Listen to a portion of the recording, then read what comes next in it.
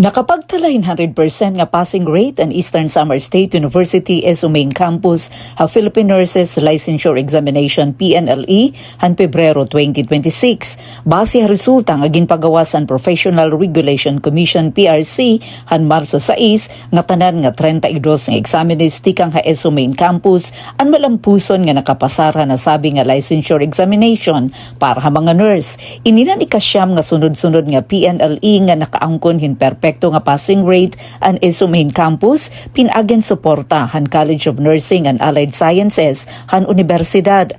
Dugang pahini, may daliwat graduate han ESU Borongan nga nakasulod ha top 10 han nasabi nga eksaminasyon. Sumala ha PRC nakuha ni Noemi Abing Corrado ang ikasyam nga pwesto matapos makakuha 89.80% nga rating ha licensure examination.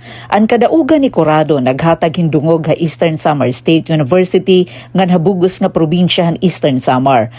Hanasudnod nga level, 44.24% land passing rate, kundiin 3,611 laha kabugusan nga 8,162 examinees sa bugos nga nasod ang nakapasar nga nahimo nga rehistrado nga nurse. Nagpaabot naman hinmapaso nga paglamano ang pamunuan han ESU nga ginpapangunahan University President Dr. Andres Pagatpatan Jr. ha mga bag-o nga rehistrado nga nurse ngan ginaghatira nga magpadayon ha pagserbisyo nga may kausayan, kaluoy nga dedikasyon para hanasod.